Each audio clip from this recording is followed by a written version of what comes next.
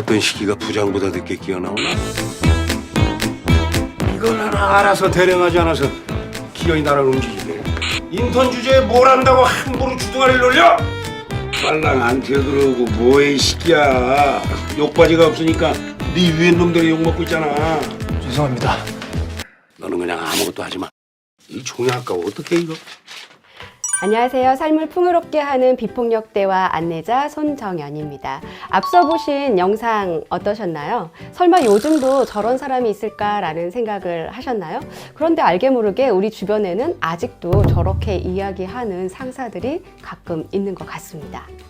우리는 이런 사람을 가리켜 흔히 꼰대라고 하는데요. 꼰대에 대한 사전적 의미를 봤더니 이렇게 적혀 있더라고요. 권위적인 사고를 가지고 자신보다 지위가 낮거나 어린 사람에게 자신의 구태의연한 사고를 강요하는 대화를 일삼는 사람, 이런 사람이 꼰대라고 하는데요. 여러분 어떠신가요? 한때 90년대생이라는 키워드를 가지고 이슈몰이를 했던 이몽택 작가의 책 90년대생이 온다라는 책을 보면요, 꼰대 목록, 꼰대 리스트라는 게 있습니다. 이 꼰대 테스트 목록을 보면요, 단순하게 권위적인 상사의 모습에만 국한되는 것이 아니라 내가 가정 안에서 또 직장 안에서 나도 모르게 상사나 부하 직원들에게 충분히 했을 법한 이야기들이 나오더라고요. 그렇다면 이런 꼰대 상사가 되어서 타인의 마음을 불편하게 하지 않으려면, 상처 주지 않으려면 어떻게 해야 할까요? 바로 내가 사용하는 언어 표현을 바꿔야 된다라고 저는 생각합니다. 우리들이 습관처럼 사용하는 이 말, 대화, 언어 안에는요, 나도 모르게 사용되고 있는 이 폭력성이라는 게 존재하고 있습니다. 바로 폭력성을 발견해서 바꿔야 된다는 거죠. 말이 가지고 있는 폭력성이라는 게 어떤 건지 궁금하지 않으신가요? 제가 쉽게 이해할 수 있게끔 재미있는 이야기를 한 편 들려드리겠습니다. 비폭력 간디협회의 설립자이자 간디의 5번째 손자인 아룬 간디는요, 1940년도에 인종차별 정책을 썼던 남아프리카에서 유색 인종으로서 무언가 차별을 받았던 경험이 있습니다.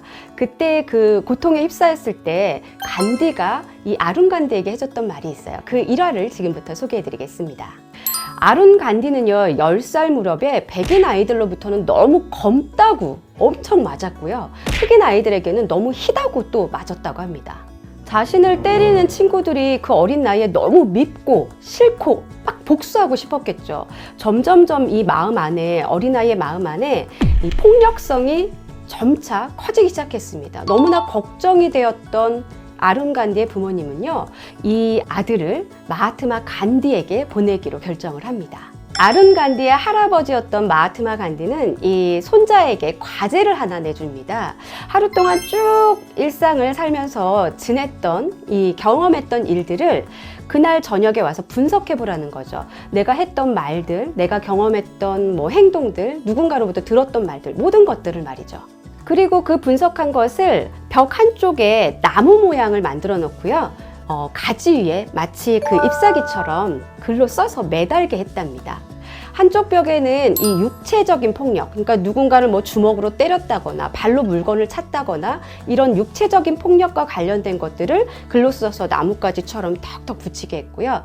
나머지 한쪽 가지에는 이 정신적으로 내가 조금 상처가 받았던 폭력되는 것들, 그러니까 누군가로부터 좋지 않은 비난의 말을 들었다거나 내가 좀 감정적으로 서운하고 뭐 증오심이 불타오르고 이런 것들이 되겠죠. 이런 정신적 폭력에 관한 것들을 적어서 나뭇가지 한쪽에 붙이도록 했다고 합니다.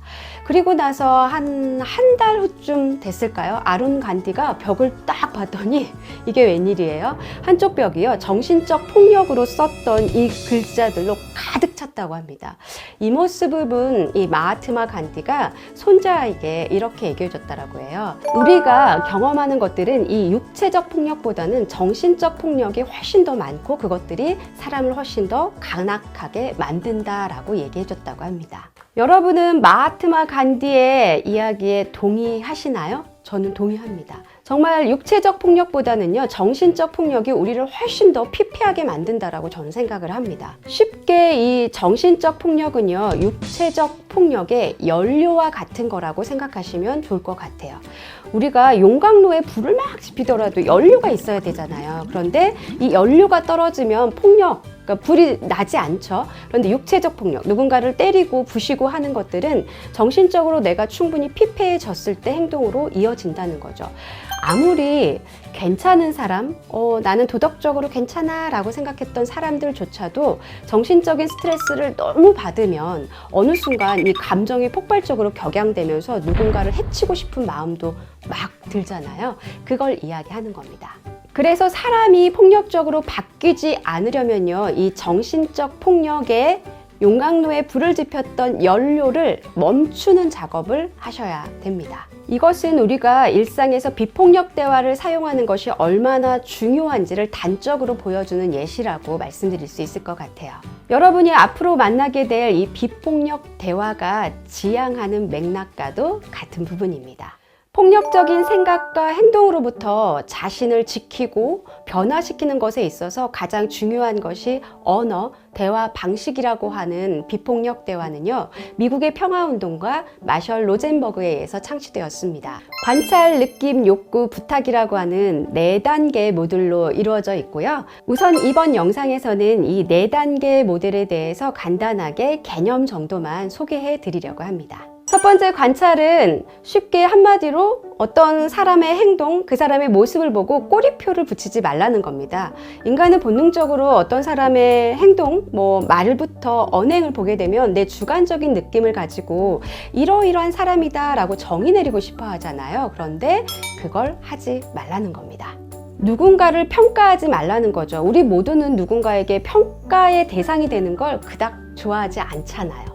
그래서 대화에서도 그 부분을 멈추라는 겁니다. 두 번째 느낌은 이 관찰로부터 내가 느껴지는 감정을 정확하게 알고 표현하라는 겁니다. 제가 비폭력 대화를 배웠을 때 이 느낌을 제대로 알아차리고 표현하는 게 상처받지 않는 가장 중요한 방법이었다고 말씀드리고 싶어요. 세 번째 욕구는요, 내가 느끼는 이 감정들이 무언가 원하는 것들을 내가 충족하거나 충족시키지 못했을 때 일어난다라고 하는 니즈, 가치, 내가 원하는 것들에 관한 이야기입니다. 예를 들어 타인과 내가 대화를 하다가 좀 서운한 마음, 상처되는 마음을 입었어요. 그러면 그때 내가 이 타인으로부터 받고 싶었던 어떤 원했던 부분은 존중받고 싶다, 무시당하고 싶지 않다, 이런 욕구가 발동했을 거라는 거죠. 그래서 대화의 과정 안에서 내가 원하는 욕구가 무엇인지를 명확하게 파악하는 게 3단계 욕구입니다. 네 번째 부탁은요, 내가 원하는 이 욕구를 충족시킬 수 있게끔 무언가 구체적으로 또 명확하게 긍정적으로 상대방에게 변화의 행동을 요구하는 것, 강요하거나 명령하는 것이 아니고요, 부탁의 언어로 표현하는 걸 이야기합니다. 관계 속에서 누군가의 말 때문에 상처받은 적이 있으신가요? 혹은 내가 하는 말들이 저 사람에게 혹시 상처가 되지 않을까라고 생각하면서 조심스러웠던 적, 걱정됐던 적 없으신가요? 그렇다면 비폭력 대화 4단계 모델을 지금부터 잘 익히셔서요, 제대로 듣고 바르게 말하는 방법들을 여러분이 팍팍 장착하셨으면 좋겠습니다. 비폭력 대화 4단계가 일상생활에서 대화를 통해 어떻게 녹여질지 궁금하시죠? 그렇다면 다음 편 영상 기대해 주시기 바랍니다. 전 다음 편 영상에서 기다리고 있을게요. 안녕.